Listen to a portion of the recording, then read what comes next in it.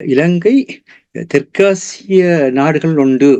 அந்த வகையிலே நாங்கள் தெற்காசியாவுக்கான ஒரு நாடகங்களை வெளிப்படுத்துவோம் என்ற கருத்தினை கூறியிருக்கிறார். விதமாக கூறியதன் மூலம் நிலப்பரப்பில் இந்திய துணைக்கண்டத்தினுடைய தொடர்ச்சியான நிலப்பரப்பை இலங்கை தீவு கொண்டிருக்கிறது என்கின்ற அந்த புவியியல் தன்மையையும் பண்பாட்டு நிலையில் இந்திய மக்களுடன் குறிப்பாக தமிழக மக்களுடன் இலங்கை மக்கள் கொண்டிருக்கின்ற அந்த தொடர்பையும் அவர் மறுத்து, பலஸ்தீனம் ஒரு நாடா இல்லை, ஐநாவில் பார்வையாளர் முழு உரிமை இருக்கா இல்லை, ஆனாலும் தங்கள் இறமைக்குள் நின்று போராடுகிறார்கள், தங்கள் இறமையை தக்க வைக்கிறார்கள்.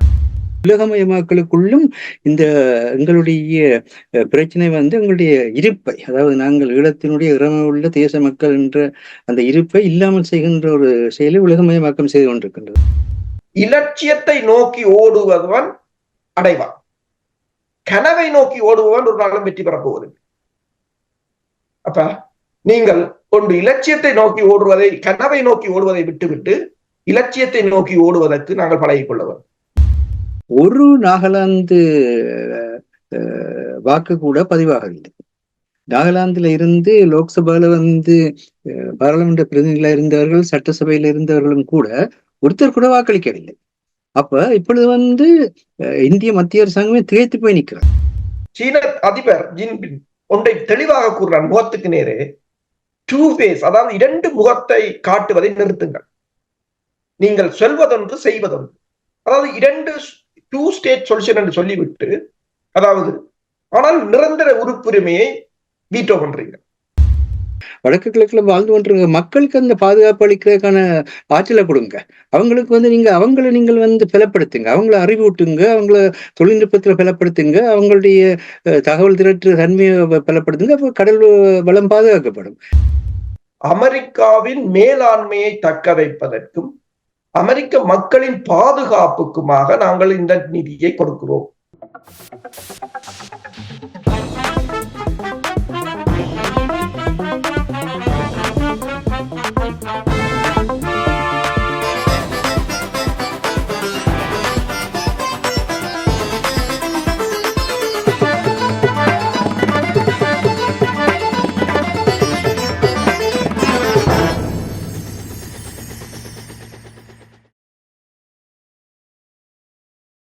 Gowri tours May half term விடுமுறையில் 25 தொடக்கம் 28 வரை 4 நாட்கள் லூட்ஸ் மாதா, டிஸ்னிலாண்ட், ஈஃபில் டவர் சென்று வர ஓர் அரிய சந்தர்ப்பம். உணவு, தங்குமிட வசதி உட்பட தனிநபர் ஒருவருக்கு 420 பவுண்ட்ஸ் மட்டுமே. தொடர்புகளுக்கு 0208308611 gauritours.com. அனைத்துலக உயிரோடை தமிழ் ILC தமிழ் உயிரோடை தமிழில் அன்பர்களே, இலக்கின் சிந்தனை வாராந்த இலக்கு இணைய இதழில் பிரசுரிக்கப்படும் ஆசிரியர் தலையங்கம், அதனுடைய விளக்கத்தை உயிரோடை உறவுகளுக்கு எடுத்து வருபவர்கள் தமிழ் அறிஞர் மூத்த ஆய்வாளர் பெட்மார் மாஸ்டர் அவர்களும் போரியல் ஆய்வாளர் அரசவற்றும் இணைந்து விளக்கத்தை தரும் நிகழ்ச்சியாக ஒவ்வொரு சனிக்கிழமை பிரித்தானிய நேரம் 8 மணி பிரதான செய்திகளை தொடர்ந்து இடம்பெறுகின்றன.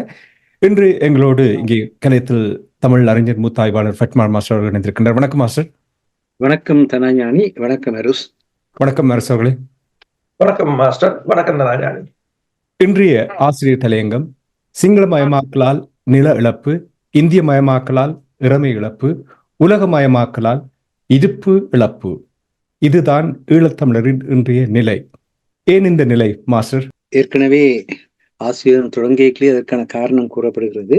ஈழத்தமிழரின் இறமையையும் உள்ளடக்கிய நாடு என்ற ஒரு தகுதியை பிரித்தானிய அரசாங்கம் ஸ்ரீலங்காவுக்கு அளித்ததனுடைய விளைவுதான் இந்த 3 பிரச்சனைகள். ஏனென்றால் சிங்கள பெரும்பான்மை ஒற்றியாட்சி பாராளுமன்ற முறைமைக்குள் ஈழத்தமிழருடைய இறமையையும் சிங்களருடைய இறமையையும் இணைத்தது பிரித்தானிய அரசாங்கத்தினுடைய செயற்பாடு. அதனுடைய விளைவைத்தான் இன்று வரை அனுபவித்துக் கொண்டிருக்கின்றார்கள். அவ்விதமாக வருகின்ற பொழுது அவர்கள் தங்களுடைய சிங்கள பெரும்பான்மை என்கின்ற அந்த தன்மையை பயன்படுத்தி சட்ட ஆக்கத்தையும் சட்ட அமூலாக்கத்தையும் நிர்வாகத்தையும்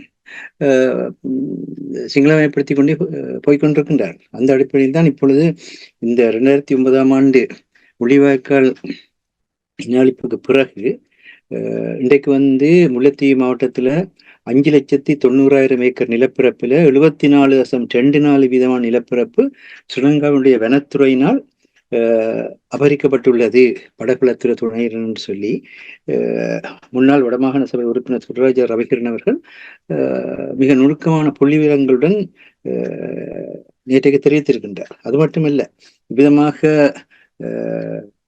அபகரிக்கப்பட்ட இந்த நிலப்பரப்புல கிட்டத்தட்ட 22,500 ஏக்கர் காணியில மணலாறு என்ற தமிழ்ச்சொல்லையே வெளியோயா என்று மாற்றி ஒரு சிங்கள குடியேற்றத்தையே ஸ்ரீலங்கா அரசாங்கம் உருவாக்கி இருக்கிறது. அந்த ஸ்ரீலங்கா அரசாங்கம் அந்த குடியேற்றத்துக்கு மேலும் மேலும் நிலத்தை அபகரித்து சிங்கள குடியேற்றுகின்ற செயற்பாட்டை தொடர்ச்சியாக செய்து கொண்டிருக்கின்றது. அதன் காரணமாக நந்திக்கடல் அருகாமையில் இருக்கிற வளம் மிக்க கடலோடு இருக்கிற 69,400 ஏக்கர் 401 ஏக்கர் நிலத்துல இன்றைக்கு 29,401 ஏக்கர் நிலம் அபகரிக்கப்பட்ட நிலையில இருக்கிறது. இது அதோட இங்கால இங்க பறவைகள் சரணாலயம் என்ற ஒரு பெயர்ல இரணப்பால, செம்மன் குன்று, அம்பலவன், பொக்கன, மத்தளன், வளையர்மடம், உள்ளிவாய்க்கால் பகுதிகளில் 600 ஏக்கர் மக்களுடைய விவசாய காணிகளை கூட அபகரித்து வைத்து அவர்களுடைய வாழ்வாதாரம் மறக்கப்படுகிறது. விதமாக முல்லைத்தீவு மாவட்டமே இன்றைக்கு ஈழத்தமிழர்கள் வாழ முடியாத ஒரு பிரதேசமாக மாற்றப்பட்டு கொண்டிருக்கிற என்கின்ற அந்த நடைமுறை யதார்த்தத்தை வடமாகாண சபை முன்னாள் உறுப்பினர் துர்ராச ரவிகரன் அவர்கள் எழுப்பி இது இந்த இனஅழிப்புக்கான முள்ளிவாய்க்கால் இனஅழிப்புக்கான மே மாதத்தை உலகெங்கும் இருக்கிற தமிழ் மக்கள் தொடங்குகின்ற இந்த நேரத்துல இந்த மக்கள் எங்க போய் வாழ்வது என்ற அந்த கேள்விக்கு என்ன பதில் நாங்கள் சொல்ல போறோம் என்கின்ற அந்த கேள்வியும் எழுப்பியிருக்கின்றார். அது ஒரு முக்கியமான ஒன்றாக இருப்பதால் சிங்களமய மக்கள் ஊடாக நில அபகரிப்புன்றதும் நில இழப்புன்றதும் ஏற்பட்டு கொண்டிருக்கின்றது என்பதை சுட்டி காட்டினோம். அதே மாதிரியாக இந்த இந்தியமயமாக்கல் என்பது ஈழத்தமிழுடைய இறமை இழப்பாகத்தான் மாறி இருக்கிறது. அதாவது ஈழத்தமிழர்கள் தங்கள் தாயகத்தில் வாழ்ந்து கொண்டிருக்கின்றார்கள் என்று சொல்கின்ற பொழுது தொன்மையின் தொடர்ச்சியமான இறமையை கொண்டிருக்கின்றார்கள். ஆனால் இந்தியா அவ்விதமாக இல்லாமல் இலங்கையில் தமிழர்களுடைய கண்ணியமான வாழ்வு என்ற ஒரு கோட்பாட்டுக்கு கீழே அது எந்த ஈழத்தமிழர்களுடைய தன்னாட்சி உரிமையை திம்பி பேச்சுவார்த்தையால் ஏற்றுக்கொண்டதோ பின்னர் இந்திய இலங்கை ஒப்பந்தத்தில் வடக்கும் கிழக்கும் ஓர் அரசியல் அழகு, நிர்வாக அழகு என்கின்ற அந்த கருத்தினை வெளிப்படுத்தியதோ அது எல்லாத்தையுமே இந்த தூக்கி வீசிவிட்டு இன்றைக்கு இலங்கையில் வாழ்கின்ற ஒரு சமூக மக்களுக்கான ஒரு கண்ணியமான வாழ்வு என்ற அந்த கருத்தியலை ஐக்கிய நாடு சபை உட்பட உலகம் முழுக்க அதை முன்னெடுத்து வருகின்ற காரணத்தினால்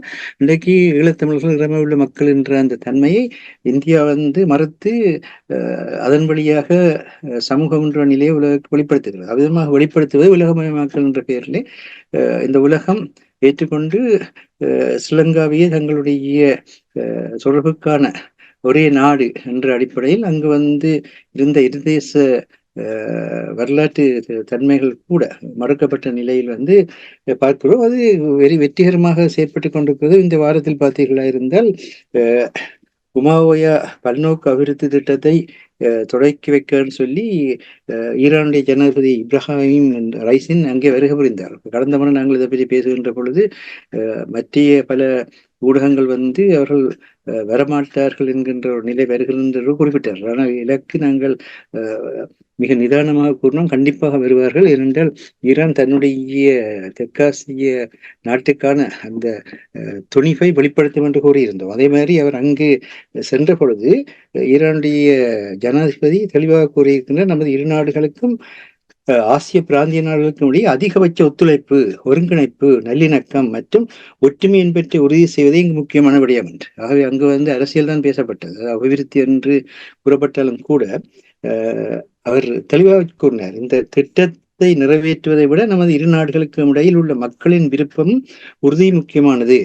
என்று கூறினார். இதன் வழியாக வந்து அந்தந்த மக்களுடைய இறைமையின் அடிப்படையிலே அவர்களுடைய விருப்பத்தை நாங்கள் முன்னெடுக்க விரும்புகிறோம் என்ற பொழுது இலங்கையினுடைய விருப்பம் சிங்கள பௌத்த நாடு என்பதையும் அவர்கள் ஏற்றுக்கொண்டே போகின்றார்கள். அவ்விதமான நிலை வருகின்றதை ஜனாதிபதி ரணில் விக்ரமசிங்காவும் மிக நுணுக்கமான முறையிலே ஈரான் இஸ்லாமிய குடியரசிடம் உள்ள நவீன தொழில்நுட்ப அறிவை ஸ்ரீலங்காவுடன் பகிர்ந்து கொள்ள தயாராக உள்ளோம், மேலும் சிறந்த பங்காளித்துவத்துடன் முன்னேறி செல்ல ஈரான் தயாராக இருக்கிறது என்று ஈரான் ஜனாதிபதி கூறியவுடன் இவரும் அதற்கு மறுமொழியாக சொல்லியிருக்கின்றார், இலங்கை தெற்காசிய நாடுகள் உண்டு, அந்த வகையிலே வந்து நாங்கள் தெற்காசியாவுக்கான ஒரு நாடாக எங்களை வெளிப்படுத்துவோம் என்ற கருத்தினை கூறியிருக்கிறார். விதமாக கூறியதன் மூலம் நிலப்பரப்பில் இந்திய துணைக்கண்டத்தினுடைய தொடர்ச்சியான நிலப்பரப்பை இலங்கை தீவு கொண்டிருக்கிறது என்கின்ற அந்த புவியியல் தன்மையையும் பண்பாட்டு நிலையில் இந்திய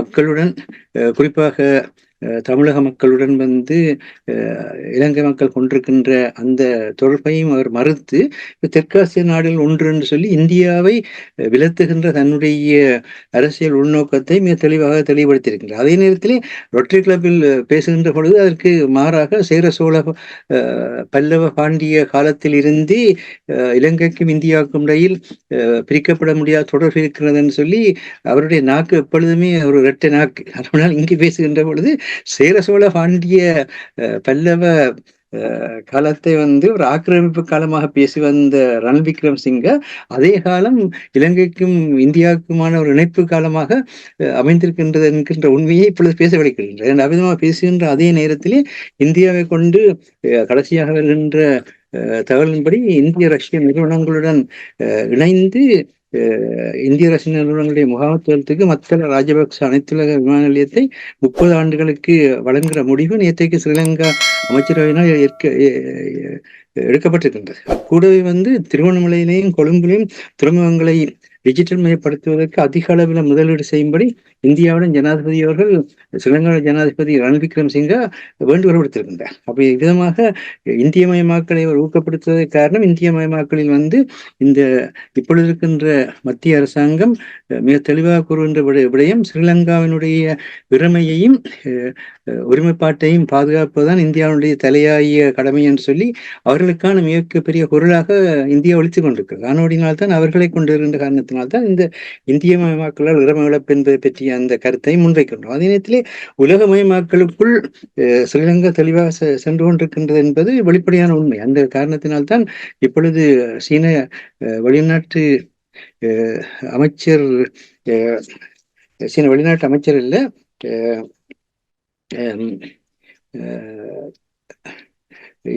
இந்தியா 4 பில்லியன் நிதியுதவி அளித்த ஒரு பின்னணியிலும் கூட இந்த சர்வதேச நிதியத்துக்கும் உலக வங்கிக்கும் பரிந்துரைகள் வழங்கி இலங்கையினுடைய கடன் மறுசீரமைப்புக்கான உதவிகளை பெற்றுக் கொடுத்த நிலையிலும் அங்கு வந்து சீன பொதுவுடைமை கட்சியினுடைய அனைத்து விவகாரங்களின் திணைக்களத்தின் பிரதிநிதியும் அமைச்சருமான சன்ஹயன் அவர்கள் ஸ்ரீலங்காவுக்கு சென்று ஜனாதிபதி எதிர்கட்சி தலைவர் மட்டுமல்ல ஸ்ரீலங்காவினுடைய தேசிய மக்கள் சக்தியினுடைய தலைவர் அனுரகுமார திசாநாயக்காவையும் சந்தித்திருக்கிறார். சந்தித்து அவர்கள் ஸ்ரீலங்காவின் உள்நாட்டு வெளிநாட்டு செல்லுநர்களில் சீனா தொடர்ந்து மேலாண்மை செலுத்தும் என்பதை வெளிப்படுத்தி இருப்பது மட்டுமல்ல, எல்லாவற்றுக்கும் மேலாக இந்த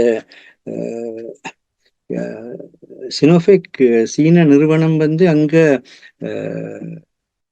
எரிசக்தி சுத்திகரிப்பு நிலையத்தை நிறுவுறதுக்கு இதுவரை இலங்கையில எந்த ஒரு நாடுமே எந்த காலத்தில் முதலிடாத 4.5 பில்லியன் டாலரை வந்து முதலிடுவதற்கும் உறுதியளித்திருக்கின்றார்கள். அவ்விதமாக சீனா வந்து அங்கு நேரடியாகவே தன்னுடைய மேலாதிக்கத்தை வெளிப்படுத்திக் கொண்டே இருக்கின்றது.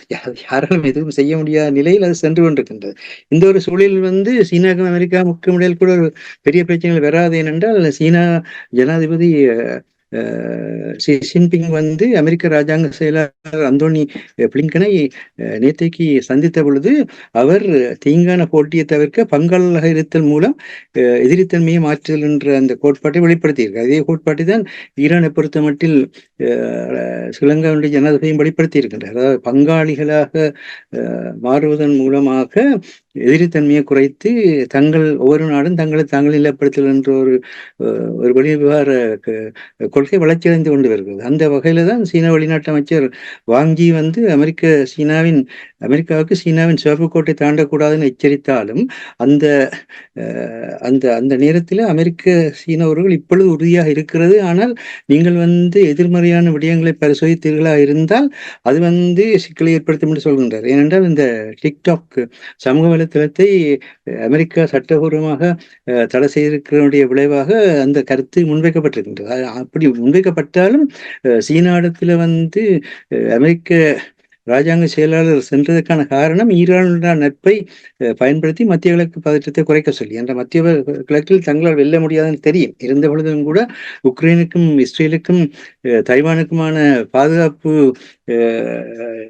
நிதியை ஆயுதங்கள் வழங்குவதற்கான அந்த ஆற்றலை அமெரிக்க காங்கிரஸ் நிறைவேற்றி இருக்கிறது. அது இப்படி நடைமுறைக்கு வந்து கொண்டிருக்கிறது. ஆக இவ்விதமான ஒரு சூழலில் ஒரு வருஷத்துக்குள்ள 2வது முறையாக அமெரிக்க ராஜாங்க அமைச்சர் அந்தோனி பிளிங்கன் சீனாவுக்கு சென்றிருக்கிறார். அப்ப இது எல்லாத்தையும் பார்க்கின்ற பொழுது உலகமயமாக்கலுக்குள்ளும் இந்த எங்களுடைய பிரச்சனை எங்களுடைய இருப்பை, அதாவது நாங்கள் ஈழத்தினுடைய இறமை உள்ள தேச மக்கள் என்ற அந்த இருப்பை இல்லாமல் செய்கின்ற ஒரு செயலை உலகமயமாக்கம் செய்து கொண்டிருக்கின்றது.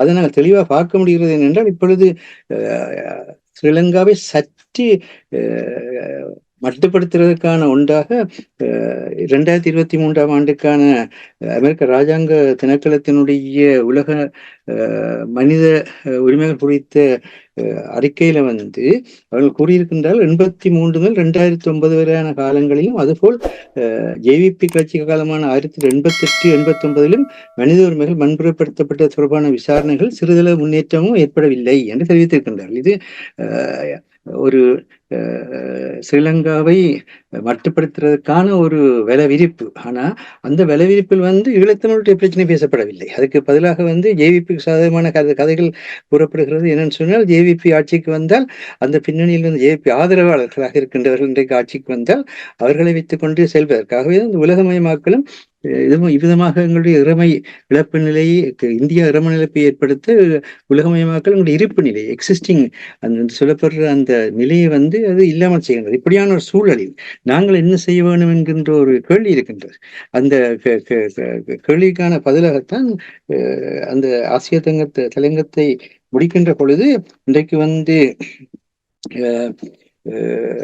அமெரிக்காவுடைய இஸ்ரேலுக்கும் உக்ரைனுக்கும் தைவானுக்குமான பாதுகாப்பு நிதி உயர்வின் மூலமான ஆயுத வழங்கல்களும் அதே நேரத்தில் பிரித்தானியா தன்னுடைய பாதுகாப்பு செலவினங்களை 2.5 ஆக அமையக்கூடிய விதமாக உயர்த்தி இருக்கிறதுமான இந்த செயற்பாடுகள் 3ஆம் உலக யுத்தத்துல அடியெடுத்து வைத்திருக்கின்றார்கள் என்பதை தெளிவுபடுத்துகிற ஒரு சூழ்நிலையில ஈழத்தமிழர்கள் நாங்கள் இது குறித்து ஒரு பலம் பொருந்திய ஒரு ஒரு ஒரு சிந்தனை களத்தை ஒரு சிந்தனை தளத்தை செயற்பாட்டு அமைப்பை உருவாக்காமல் விட்டால் நிச்சயமாக ஈழத்தமிழர் நிலமும் இறமையும் இருப்பும் இழக்கப்படும் என்பதை இந்த ஆசிரியர் சங்கம் எச்சரித்திருக்கின்றார். சிறப்பு மாஸ்டர்.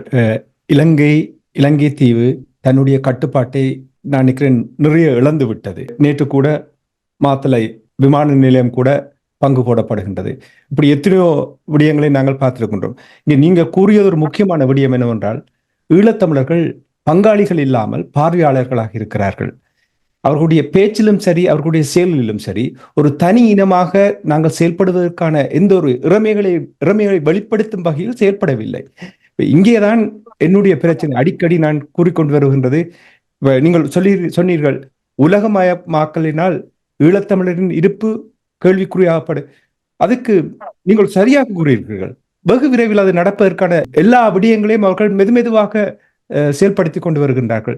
இதைத்தான் திருப்பி கூறிக்கொண்டு வருவது. அதாவது ஒரு ஆலோசனை குழுவினூடாக இதை சரியான செய்தியை வெளிப்படுத்தாவிட்டால் நீங்கள் கூறுவது வெகு விரைவாக வெகு இலகுவாக அவர்கள் எங்களுடைய இருப்பை, அதாவது நீங்கள் கூறினீர்கள் இனம் இல்லாமல் ஒரு குழுமமாக மாற்றுவதற்கான முயற்சியை கூட அவர்கள் செய்து கொண்டிருக்கிறார்கள் என்பதை அது நிதர்சனமாக்கி விடுவார்கள் என்பதுதான் நிலைமை.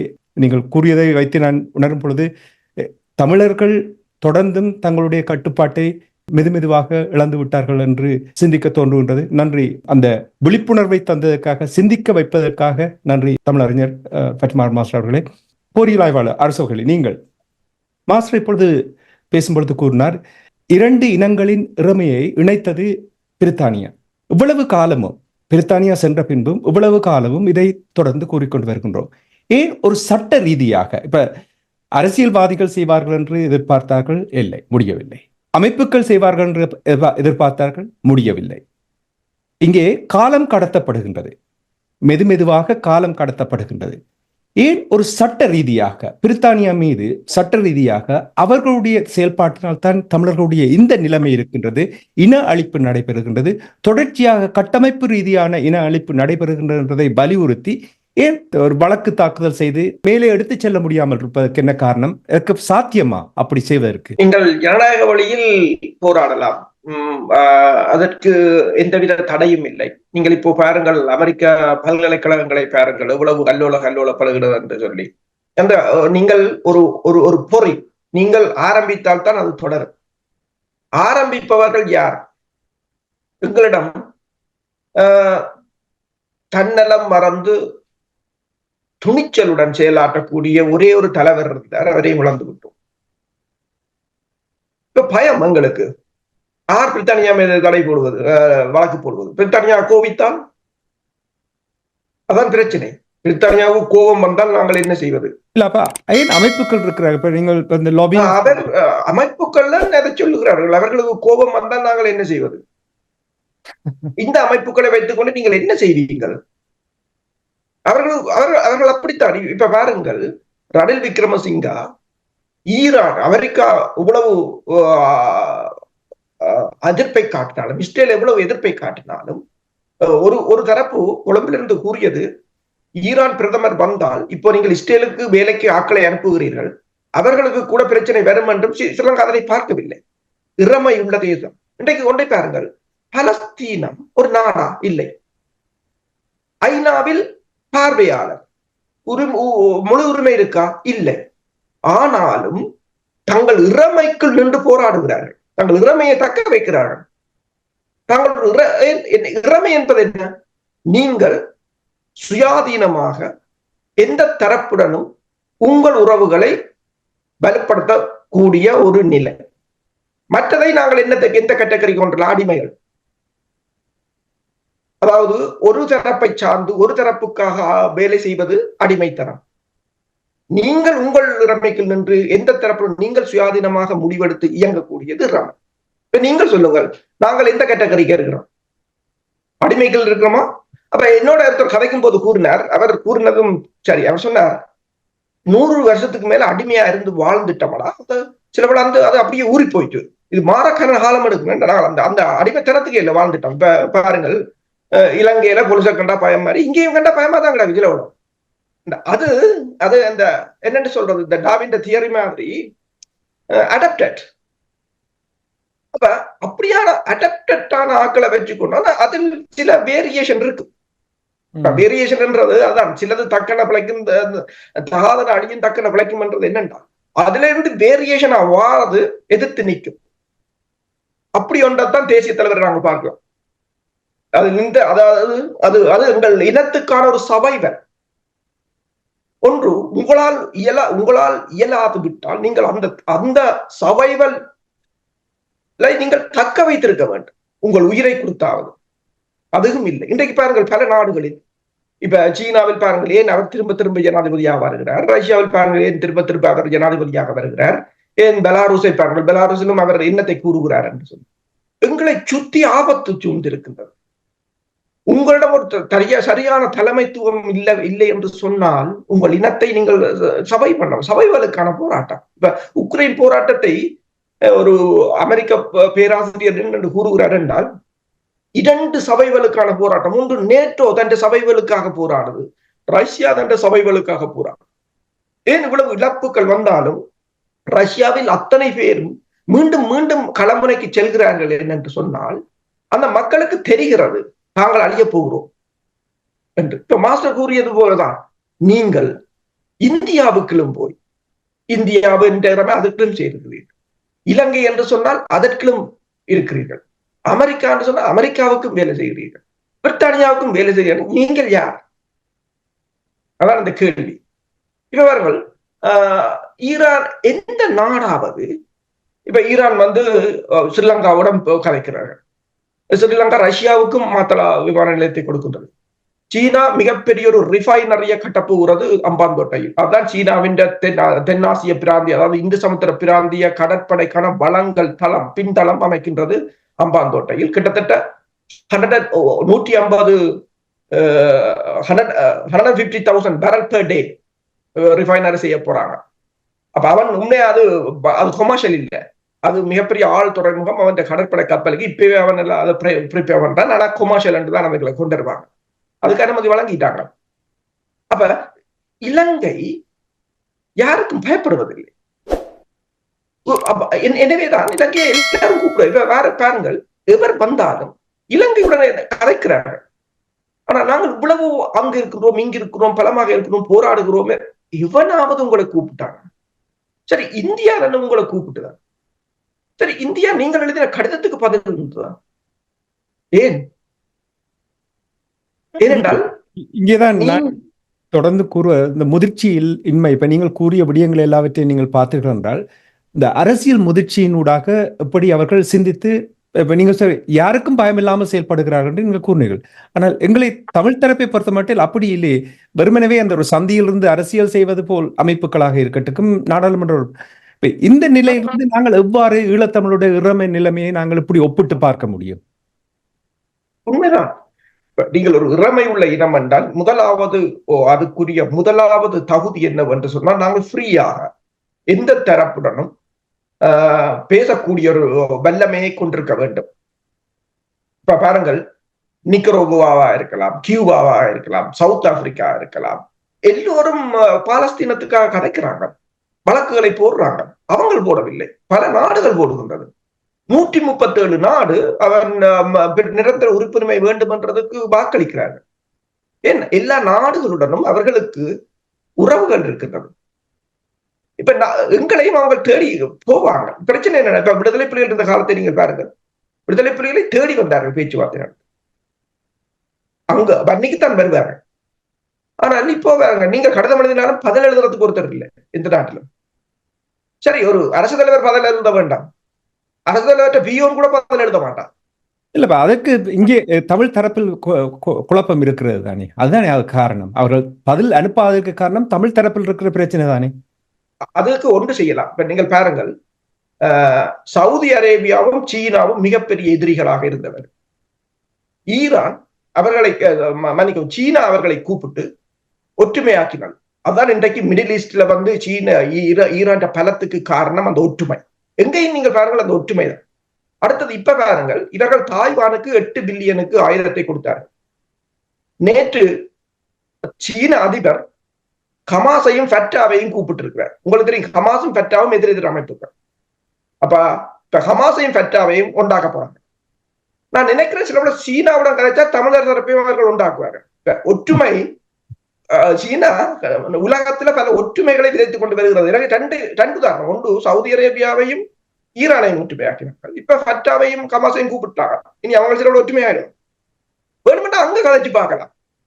சில சமயம் எல்லாரையும் கூப்பிட்டு கதைத்தான் என்றால் நாங்கள் ஒற்றுமையாக விடுறோம். ஏனென்றால் பிரித்தாழ்பவனை விட்டு நீங்கள் பிரித்தாள்கின்ற அவங்களை ஒற்றுமையாக்குற தரப்பொன்று இருக்கிறது, ஒன்று பிரித்தாள்கின்ற தரப்பொன்று இருக்கின்றது. இப்ப பாருங்கள், லிபியா கேர்னல் கடாபியை எடுத்துட்டு இப்ப திருப்பி அங்கு ரெண்டு பிளவு, வடக்கு தெற்கு என்று கிழக்கு மேற்கு என்று சொல்லி. அப்ப ஒன்றுக்கு லிபியா அதிபரின் மகன் தான் தளபதியா இருக்கிறார், தலைவர். இப்ப ரஷ்யா ஆயுதங்கள் அங்க போய் இறங்கி கொண்டிருக்கின்றது. அவங்க உண்டாக்க போறாங்க, அத லிபியாவை கைப்பற்ற போறாங்க போல கிடக்குது. அந்த ராணுவ நகர்வுகளை பார்த்தா லிபியாவை எடுக்க போறாங்க. அப்ப யார் பிரித்தது? இப்ப இங்க இருக்கிற ஒரு ஓ லெவல் படிக்கிற பிள்ளை, இங்கத்தை போன்ற இங்கத்தை பிறந்த பிள்ளை, அதில் இப்ப நல்ல அரசியல் அதுகள் கதைக்குங்க. அப்ப அதுகள் கதைக்க சொல்லிச்சுது. காஸ்ட் சிஸ்டம் என்று சொல்லி ஏசியாவில உருவாக்கியதே இவங்கள்லாம். ஏனென்று சொன்னால், ஒரு கொஞ்ச பேருக்கு காசு எறிஞ்சு அவர்களுக்கு கீழே அடிமைகளாக கொஞ்சம் மக்களை வைத்து அவர்களை சாதி ரீதியாக பிரித்து தங்கள் ஆட்சிக்காக. ஆனால் இப்போது அந்த பிள்ளை சொல்லுது, இப்போது அதை பார்த்து ஏளனம் செய்கிறாங்க. ஆனால் உருவாக்கியது இவர்கள். இப்ப நீங்கள் ஒன்றை நான் ஏன் இதை கூறுகிறேன், நீங்க பிரித்தாழ்பவர்களுடன் இல்லாமல் ஏன் நாங்கள் ஒன்றாக இணைத்து ஒற்றுமையாக்குவவர்களுடன் சேரக்கூடாது? என்னால் இதை ஏற்றுக்கொள்ள முடியாது. பிரித்தாளுகிறார்கள் என்று சொல்லிக் கொண்டு தங்களை தப்பிப்பிற்காக இதை ஒரு கவசமாக பயன்படுத்துகிறார்கள். பிரித்து ஆளுகிறார்கள் என்று தெரிந்த உடனே உங்களுக்கு தெரிய வேண்டும், பிரித்து ஆளுவதற்காகத்தான் இவ்வாறு அவர்களுடைய நடத்தைகள் இருக்கின்றது என்று தெரியும் பொழுது ஏன் உங்களுடைய நடத்தையில் மாற்றத்தை ஏற்படுத்த முடியாது? இதுதான் என்னுடைய கேள்வி எப்பொழுதும். அதாவது நீங்கள் அரசியலில் இருக்கிறீர்கள், அமைப்புகளில் இருக்கிறீர்கள், தமிழ் மக்களுடைய நிலைமை தெரியும். மாஸ்டருடைய தலையங்கத்தை பார்க்கும் பொழுது நில இழப்பு, இழப்பு, உலகமயமாக்கல் நாள் இழப்பு, இவையெல்லாம் உங்களுக்கு தெரியவில்லை என்றால் அங்கே நீங்கள் இருப்பதில் எந்த ஒரு பிரயோசனம் இல்லை. இது பாருங்கள், மாஸ்டர் தலையங்கத்தை பாருங்கள். கிட்டத்தட்ட அந்த முல்லைத்தீவில் 74% வனத்துறையினர் கைப்பற்றி இருக்கிறார்கள். ஒன்றை நாங்கள் செய்யலாம். முல்லைத்தீவு மாவட்டம் மாதிரி தென்னிலங்கையில் 74% பரப்புகளை வனத்துறை வைத்திருக்கிறார் தேடிப்பாருங்க. தேடிவிட்டு நீங்க சொல்லுங்கள், எல்லா மாவட்டத்திலும் 74% வனத்துறை எடுக்க வேண்டும். இது கட்டாயம். இதெல்லாம் ஒரு டிஸ்கிரிமினேஷன் அல்லது இன பாகுபாடு அல்ல இன அழிப்பு. இப்ப என்ன பிரச்சனை என்று சொன்னால், நீங்கள் தாயகத்துல மக்களிட பிரச்சனையோடு இணைந்து நிற்காமல் கற்பனைக்கு, அதாவது இலட்சியத்தை நோக்கி ஓடுவன் அடைவான், கனவை நோக்கி ஓடுபவன் ஒரு நாளும் வெற்றி பெறப் போவதில்லை. அப்ப நீங்கள் ஒன்று இலட்சியத்தை நோக்கி ஓடுவதை, கனவை நோக்கி ஓடுவதை விட்டுவிட்டு இலட்சியத்தை நோக்கி ஓடுவதற்கு நாங்கள் பழகிக் கொள்ள வேண்டும். நன்றி அரசர்களே. மாஸ்டர், உங்களிடம் வருகின்றேன். இப்ப நீங்கள் முன்ன நாள் வடமாகாண சபை உறுப்பினர் துரைராஜா ரவிகரன் அவர்கள் அந்த நாளிலிருந்து இந்த நாள் வரை தமிழ் மக்களுடைய காணி அபகரிப்பு தொடர்பாக மிகவும் காத்திரமாக ஆவணப்படுத்தி அவற்றை சரியாக வெளிப்படுத்தி கொண்டிருக்கின்றார். இப்படி ஒரு தனித்தனிப்பட்ட மனிதர்களாக சில வேலைகளை செய்து கொண்டிருக்கிறார்கள். இப்ப நீங்கள் கூறியிருக்கிறீர்கள், சிங்கள மயமாக்கலினால் நில இழப்பு, இந்திய மயமாக்கலால் இறமை இழப்பு, உலக மயமாக்கலால் இருப்பு இழப்பு என்றெல்லாம் நீங்கள் கூறும் பொழுது ஒரு சின்ன ஒரு உதாரணத்தை, இப்ப அரசோடு நான் பேசிய விடயம் தொடர்பாக சின்ன ஒரு உதாரணத்தை கூறுகிறேன். இப்போ உங்களுக்கு தெரியும், இந்தியாவுடைய நிலைமை தெரியும். 13 ஒரு பெரிய பேசு பொருளாக ஏதோ எல்லாம் காலத்தின் ஓட்டத்தை கடத்தி செல்வதற்கு அது ஒரு பேசு பொருளாக வந்து சென்றதை நாங்கள் பல தடவைகள் பார்த்து விட்டோம். அரசியல் அறிவு உள்ளவர்களுக்கு இப்ப 13 ஒரு பெரிய குழப்பமாக இருந்தது. அதில் எங்களுக்கு திருப்தி இல்லை என்று சொன்னால் சரி, அதில் இப்ப நீங்கள் ஒரு சட்டத்தை கொண்டு வரும் பொழுது அவர்கள் உடனடியாக அந்த சட்டத்தை கொண்டு வந்து ஒருவருக்கும் இருந்து கலந்து ஆலோசிக்காமல் அமல்படுத்தி விடுவார்களா? இல்லை. அது தொடர்பாக விவாதிப்பார்கள், குறை நிறைகளை கூறுவார்கள், எதை ஏற்க முடியும், எதை ஏற்க முடியாது, தொடர்ந்து அதில் மாற்றங்களை கொண்டு வந்து அதை அமுல்படுத்துவார்கள். இப்ப அரசு கூறும் பொழுது கூறினார்கள், நீங்கள் கூறினீர்கள், நாங்கள் எல்லோருமே தொடர்ந்து கூறியிருக்கின்றோம் பிரித்தாளுகின்ற தன்மை என்று மற்றவர்களிடம் குறையை சொல்லிவிட்டு தப்பிப்பதற்காக நாங்கள் பார்த்தோம். ஏன் எல்லா தரப்பினரும் சேர்ந்து ஏற்கனவே இருக்கின்ற 13வது திருத்த சட்டத்தை இதில் இன்ன குறை இருக்கின்றது, இதை நாங்கள் ஏற்றுக்கொள்வோம், இதை நாங்கள் ஏற்றுக்கொள்ள மாட்டோம், இதற்கு மாற்றத்தை கொண்டு வருவீர்களா என்று எல்லாரும் கூட்டாக அதை செய்வதால் என்ன தவறு இருக்கு? இதற்கான பதிலை போராளிகளே கவிதையாக வடித்திருக்கின்றார்கள். அதாவது, நான் சாகலாம், நீங்கள் சாகலாம், நாங்கள் சாகக்கூடாது என்று சொன்னதன் மூலமாக இந்த நாங்கள் என்ற அந்த உணர்வு எங்களுக்கிடையில் இல்லை. ஏதோ எனக்கு அறிவு இருக்கிறது, எனக்கு செல்வம் இருக்கிறது, எனக்கு ஆற்றல் இருக்கிறது, என்னாலதான் இந்த உலகத்தை நான் மாற்றி அமைப்பிழந்த மாதிரியாக செயற்பட்டு ஒவ்வொருவரும் குண்டு முட்டின குறிய மாதிரி கடைசியா ஒன்றும் செய்யாமல் திரும்பி வர்ற வேலையைத்தான் செய்து கொண்டிருக்கிறார்கள். இதுதான் அந்த அடிப்படை. இந்த அடிப்படையில் நீங்க சொல்ற மாதிரி தேசம் என்று சொல்வது ஒரு அழகாக நாங்கள் எழும்புவதிலும் அரசு கூறுவது போல லட்சியங்களை நோக்கி உறுதியோட பயணிக்கிறதுல தான் இருக்கு. இன்றைக்கு நாகாலாந்து எடுங்க, இன்றைக்கு இந்தியாவுடைய தேர்தல் நடந்து கொண்டு இருக்கிறது. நாகாலாந்திலையும் அவர்கள் 786 தேர்தல் வாக்களிப்பு நிலையங்களை அமைத்தார்கள். ஒரு நாகாலாந்து வாக்கு கூட பதிவாகவில்லை. நாகாலாந்துல இருந்து லோக்சபால பாராளுமன்ற பிரதிநிதிகளா இருந்தவர்கள், சட்டசபையில இருந்தவர்களும் கூட ஒருத்தர் கூட வாக்களிக்கவில்லை.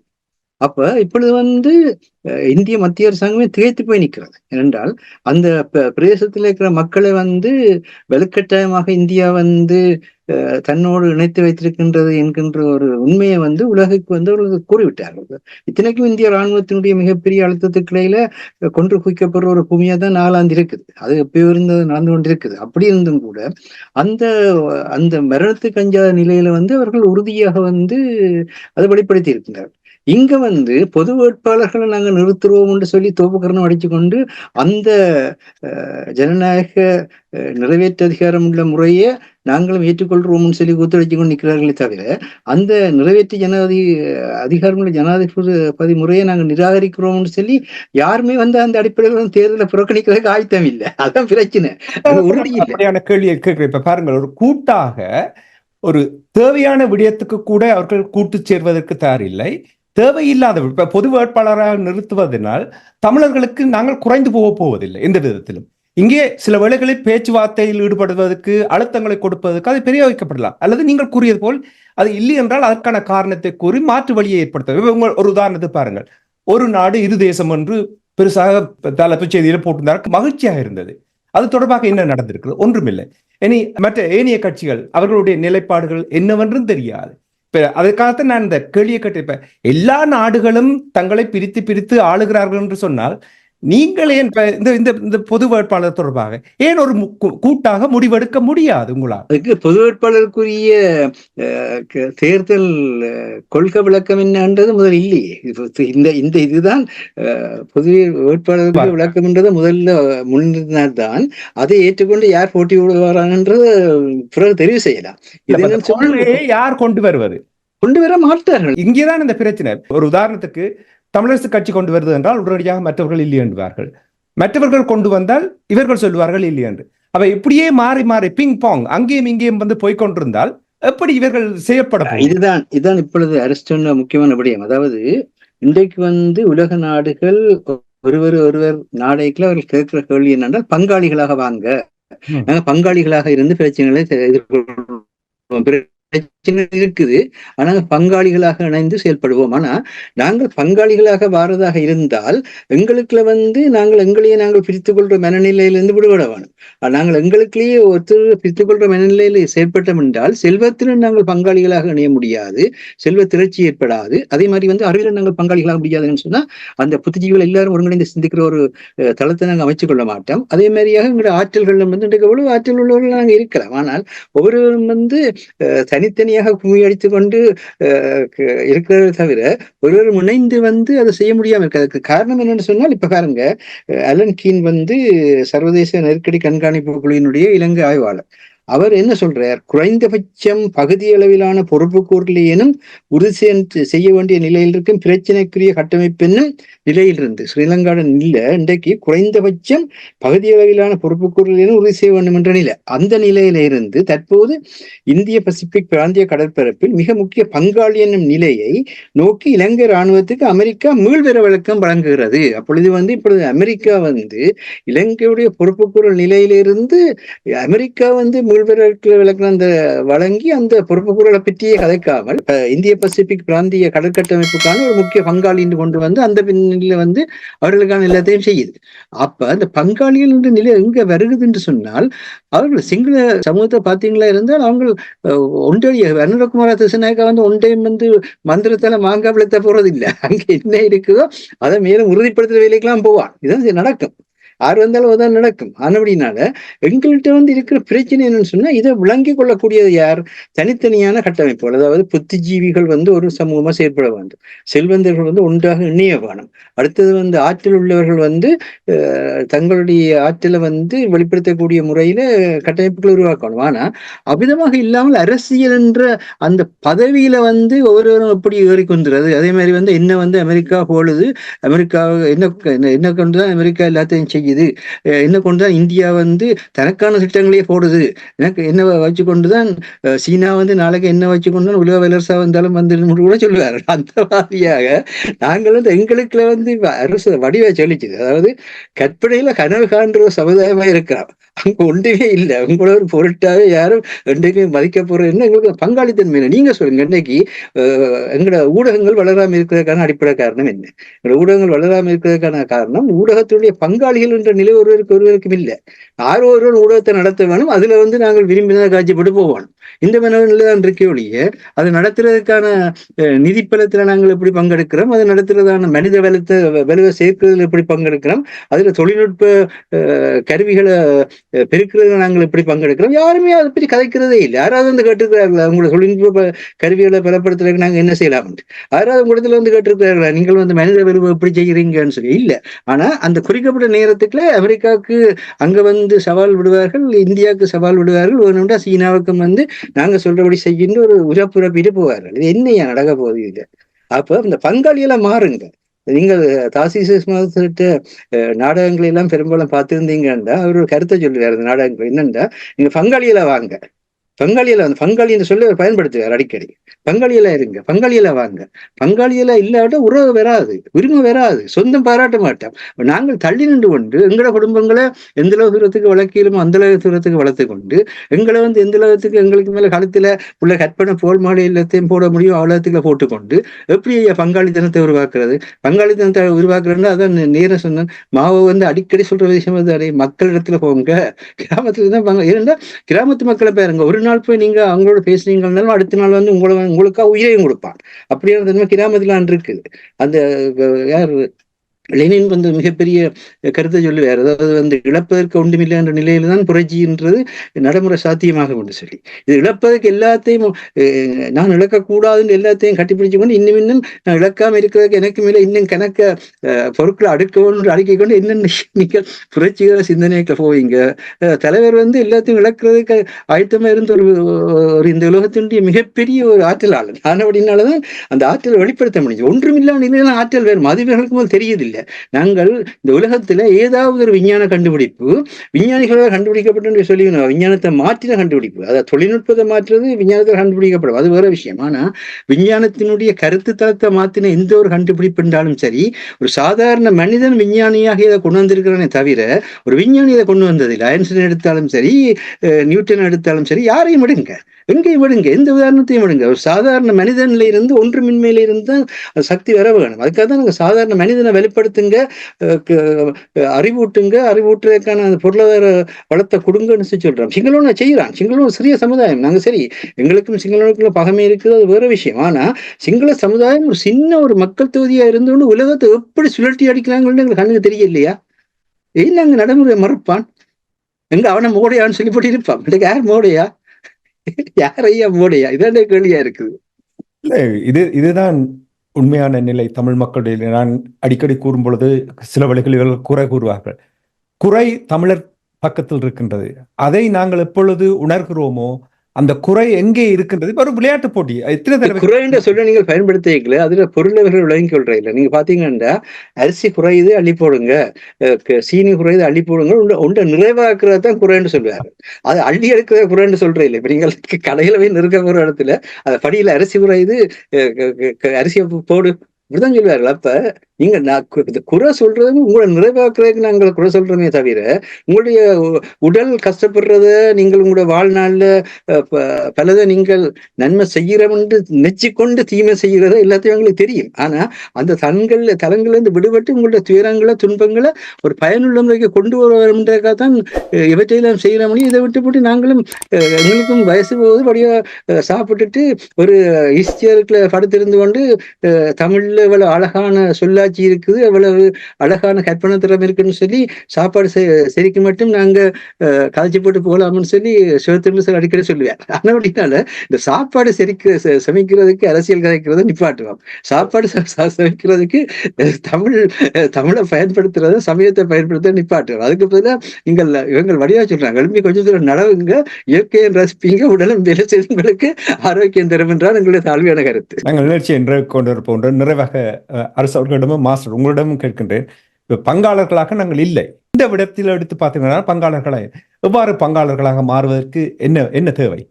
இளைய சமுதாயம் இளைய சமுதாயத்திட்ட விடுங்க. அவங்க தான் வளர்ந்து வர சமுதாயம். அவங்களுக்கு எத்தனையோ விதத்துல நாங்களாவே முடிவெடுத்துட்டோம், இதை செய்ய முடியாது, மற்றவன் தான் செய்ய வேணும். யாராவது சொல்லிட்டு பாப்போம், நான் இன்றைக்கு இந்த மண்ணுடைய விடுதலையை கொண்டு வருவேன் என்று யாராவது ஒருவன் இன்றைக்கு சொல்லுங்க. நான் இந்த மண்ணுடைய விடுதலையை கொண்டு வருவேன், உங்களுக்கு பின்னால மொழிச்சனமும் திரண்டு வருவதோ இல்லையா பார்ப்போம். அப்படி ஒருவன் சொல்றான் இல்லை. ஒன்றில் ரணில் விக்ரமசிங்க மூத்திரம் பெய்ய வேணும், இல்லாட்டி அங்க யாரு இந்தியா உங்களுக்கு பிச்சை போட வேணும். ரெண்டு மட்டும் செய்தாதான் நாங்கள் வாழ சொன்னா நீங்க என்னுடைய வாழ போறீங்க? நீங்க ஆறாவது ஒருவர் துணிஞ்சு இளம் சமுதாயத்தை அனுமதிங்க. அவங்களால முடியும். உடலும் அவங்களாலதான் வளர்ச்சி பெற்று வரும். உள்ளமும் அங்கதான் பலம் பிரதியாகும். இளம் சமுதாயத்தை நீங்கள் கொண்டு வர விட்டால் வானொலியில கூட இன்றைக்கு இளம் சமுதாயம் ஏன் எங்கட வானொலிக்கு வருகிறது? அவங்களே எத்தனையோ எல்லாம் செய்து ரப் மியூசிக்கள் அதுகள் சமூக வலத்துல பாருங்க, ஊடகத்துல எங்கட இளமாக்கள் எந்த அளவுக்கு என்ன மாதிரி எல்லாம் சாகசம் செய்யறாங்க. ஏன் அவங்களை ஒருங்கிணைச்சு எங்களால ஒரு ஊடகத்தை கொண்டு வர முடியுது இல்லை? என்ன அந்த மேல ஏறி உட்கார்ந்து கொண்டிருக்கிற பெருமக்களும் அதே நேரத்துல பங்காளர் இல்லாம விலை நிற்கிற திருமக்களுமா சேர்ந்து செய்கிற நாடகம் தான் இது. நன்றி மாஸ்டர். அரசு நீங்கள் எவ்வாறு பார்க்கிறீர்கள்? உண்மைதான். பங்காளர்களாக என்று சொன்னால் மாஸ்டர் கூறியது போல, ஒன்று அந்த இளைய சமுதாயத்தை அவர்களிடம் விடுங்க. இரண்டாவது, நீங்கள் உங்களை சுற்றி நடக்கின்றதை வலுவாக அவதானித்து உங்கள் உறவுகளை பலப்படுத்துங்க. அப்பதான் உங்களை பங்காளர்களாக்குவார்கள். உதாரணமாக நீங்கள் பாருங்கள், அமெரிக்கா தாய்வானுக்கு 8 பில்லியனை ஒதுக்கிவிட்டு சீனாவிடம் ஓடுகின்றது. அங்கு ஒரு முகம், இங்கு ஒரு முகம். சீன அதிபர் ஜின்பின் ஒன்றை தெளிவாக கூறுறான், முகத்துக்கு நேரே டூ ஃபேஸ், அதாவது 2 முகத்தை காட்டுவதை நிறுத்துங்கள்.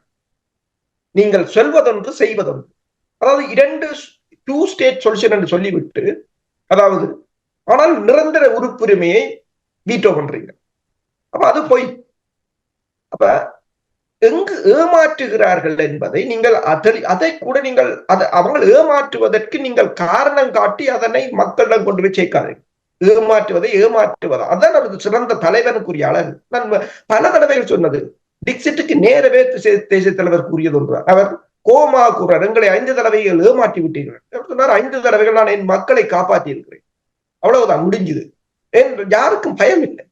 அதே மாதிரிதான் இப்ப சீன தலைவர் கூறியிருக்கிறார், நீங்கள் அங்க ஒரு முகத்தை காட்டி நீங்கள் காசை அள்ளி கொடுத்து எங்கள் கொள்ளைப்புறத்துக்குள் பிரச்சனையை தூண்டிவிட்டு இங்கு ஓடி நல்ல முகத்தை காட்டாதீர்கள். அப்ப அதே போல நீங்களும் பாருங்கள் யார் யார் என்னென்ன செய்கிறார்கள் என்று. அதாவது அவர்கள் அப்படித்தான் கதைப்பார்கள். உங்களை ஏமாற்ற நிதியை ஒதுக்கிய போது பைடன் கூறியது என்ன? இந்த நிதியை ஏன் ஒதுக்குகிறோம் என்று அமெரிக்க மக்களுக்கு அவர் என்ன கூறினார்? அவற்றை தொலைக்காட்சியில் அமெரிக்காவின் மேலாண்மையை தக்க வைப்பதற்கும் அமெரிக்க மக்களின் பாதுகாப்புக்குமாக நாங்கள் இந்த நிதியை கொடுக்கிறோம், முடிஞ்சது. அதுக்கு மேல் ஒன்றும் இல்லை. எந்த நாட்டின் எந்த மக்களின் பாதுகாப்பு அவங்க முக்கியம் இல்லை. முதலாவது அமெரிக்காவின் மேலாண்மை முக்கியம், அது ஏனென்றால் நிதியை திரட்ட தேவை. இரண்டாவது அமெரிக்க மக்களின் பாதுகாப்பு முக்கியம். ஊர்ல உள்ளவனை கொழுவி விட்டு அவங்களுக்கு அடிவடை வைத்தால் தான் அமெரிக்க மக்கள் நிம்மதியாக இருக்கலாம். அப்ப இதுதான் எங்களுக்கும் அப்ளை பண்ணுவாங்க. அதை நீங்கள் உணர்ந்து கொள்ளுங்க. இது இந்தியாவுக்கும் பொருந்தும், சீனாவுக்கும் பொருந்தும், எல்லோருக்கும் பொருந்தும். இப்ப இதை உணர்ந்து நீங்கள் எவ்வாறு இந்த உறவுகளை பலப்படுத்த வேண்டும் என்று நீங்கள் பலப்படுத்தினால் பங்காளர்களாக உங்களை பலர் சேர்ப்பார்கள். நீங்கள் ஒரு வட்டத்துக்குள் இருக்கும் போதுதான் உங்களை யாரும் கண்டுகொள்வதில்லை. நீங்கள் உங்கள் உறவுகளை வலுப்படுத்துங்கள், உங்களை பங்காளர்களாக எல்லோரும் சேர்ப்பார். இந்த இடத்துல அரசு சொல்றது முக்கியமான விடயம் என்றால், இப்ப நீங்கள் கேட்ட கேள்விக்கு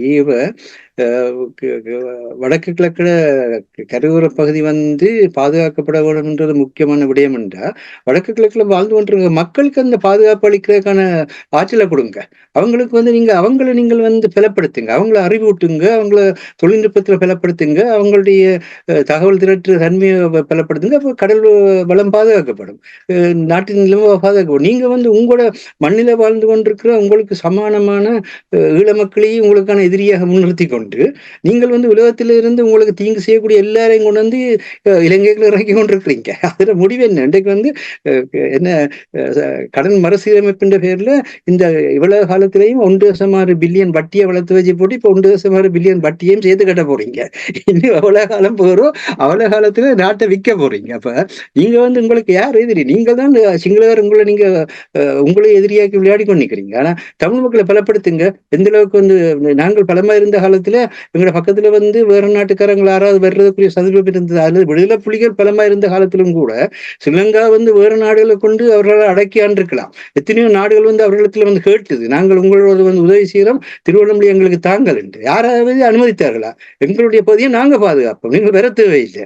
அதே மாதிரி நாங்கள் சிங்கள மக்களையும் பாதுகாப்போன்ற உறுதியோடு இருந்தார்கள் அவர்கள். ஏனென்றா இந்த ஆக்ஸ்போர்ட்ல நேரடியாக ஜேரட் வில்சன் வந்து 2000ஆம் ஆண்டு நாங்கள் வந்து யாழ் தேசன்றதை உருவாக்குறோம், அமெரிக்கா உருவாக்கி தரும், நீங்கள் வந்து திருவண்ணாமலையில பஃபர் ஏரியா வச்சு அமெரிக்கா வந்து நிக்கட்டும் என்று சொன்ன பொழுது தலைவர் என்ன சொன்னார்? சின்ன மீனிட்டு தலையை கொடுத்துட்டு அதை வெளியெடுக்கிறதுக்கு நானும் பிரேமதாசாவும் இவ்வளவு மிச்சித்தாங்கன்னு தெரியும். நாங்கள் வந்து சிங்களவன் ஆயுதத்தோட வரும் பொழுது அவனை எதிர்த்து நிற்கிறான். மற்றபடி இந்த நாட்டுல வந்து சிங்கள தேசியனமும் தமிழ் தேசியனமும் வாழ வேணும், இந்த தீவில வாழ வேண்டும் என்று எங்களுக்கு தெரியும். அதனுடைய எல்லாம் எங்களை பிரச்சனை நாங்கள் பார்ப்போம் மொழியை நீங்கள் வருத்தவே இல்லைன்றாங்க. இந்தியாவுக்கு எதிராக நாங்கள் அந்த இடத்துல உங்களை வந்து நிற்க விடமாட்டோம் என்று சொன்னாங்க. இது எல்லாத்தையும் இந்தியர்கள் சிங்களவர்கள் நினைத்து பார்க்கிறார்கள். தலைவர் எந்த அளவு தூரத்துக்கு தன்னையும் பாதுகாத்து தன்னுடைய மண்ணையும் பாதுகாத்து தனக்கு பக்கத்துல இருக்கிற அயல் தேசமாக இருக்கிற சிங்கள தேசத்தையும் பாதுகாக்க நினைத்தார் என்று இவர்களுக்கு தெரியும். இதான் இருக்கிற கேள்வி. உண்மைதான். கூறிய விடயங்களை கேட்டுக்கொண்டிருக்கும் பொழுது ஒன்று ஞாபகத்துக்கு வருகிறேன். என்னுடைய வேலையில் சைபர் செக்யூரிட்டி தொடர்பாக ஏதாவது உரையாற்றி சொல்லி கேட்டால் முதல் நான் கூறுவது there is no silver bullet. அந்த டிஃபென்ஸ் மெக்கானிசம் வேண்டுமென்றால் ஒரு கட்டமாக லேயர்ட் அப்ரோச் இருக்க வேண்டும் என்று இவ்வாறு கூறித்தான் என்னுடைய உரையை நான் ஆரம்பிப்பேன். அப்படி என்றால்தான் நாங்கள் உண்மையாக என்ன நடக்கின்றதை பார்த்து அதற்கேற்ற வழியை நாங்கள் கண்டுபிடிக்கலாம். அந்த உண்மைத்தன்மையை புரிந்து கொண்டு எங்களுடைய எப்படி நாங்கள் அந்த டிஃபென்ஸ் மெக்கானிசத்தை போடலாம் என்று புரிந்து கொண்டால் பங்காளிகளாக மாறலாம். பங்காளிகளாக மாறினால் அதனூடாக தமிழ் மக்களுக்கு ஒரு விடிவை பெற்றுக் கொடுக்கலாம். அந்த விடிவு பெற வேண்டும். உலக பரப்பில் இருக்கின்ற ஏனைய இனங்கள் போல் தமிழினமும் நிம்மதியாக சுதந்திரமாக சுயாதீனமாக வாழ வேண்டும் என்பதற்காகத்தான் நாங்களும் வாரந்தோறும் இந்த நிகழ்ச்சிகளில் இணைந்து விழிப்புணர்வை கொண்டு வகையில் நாங்கள் எதையுமே திணிக்கவில்லை. விழிப்புணர்வை கொண்டு வந்து சில வழிமுறைகள் என்ன இருக்கின்றது என்று அறிந்து கொள்வதற்காகத்தான் இந்த உரையாடலை நாங்கள் நடத்தி கொண்டு வருகின்றோம். அன்பான உறவுகளே, இன்றைய இலக்கின் சிந்தனை நிகழ்ச்சியை இன்று நிறைவுக்கு கொண்டு வருகின்றேன். தமிழறிஞர் மூத்த ஆய்வாளர் ஃபட்மார் மாஸ்டர் அவர்களும் போரியல் ஆய்வாளர் அரிஸ் அவர்களும் இணைந்து சிறப்பாக கருத்துக்களை மாற்றத்தை தாக்கத்தை ஏற்படுத்தக்கூடிய கருத்துருவாக்கத்தை ஏற்படுத்தியதற்காக இருவருக்கும் நன்றியை குறிக்கொண்டு தனாஞானி இந்த நிகழ்ச்சியை நிறைவு கொண்டு வருகின்றேன். நன்றி, வணக்கம் மாஸ்டர். நன்றி, வணக்கம் அரசோகன். நன்றி, வணக்கம். கௌரி டூர்ஸ் மே ஆஃப்டம் விடுமுறையில் 25 தொடக்கம் 28 வரை 4 நாட்கள் லூட்ஸ் மாதா, டிஸ்னிலாண்ட், ஈஃபில் டவர் சென்று வர ஓர் அரிய சந்தர்ப்பம். உணவு, தங்குமிட வசதி உட்பட தனிநபர் ஒருவருக்கு 420 பவுண்ட்ஸ் மட்டுமே. தொடர்புகளுக்கு 0208 830 8611 gauritours.com.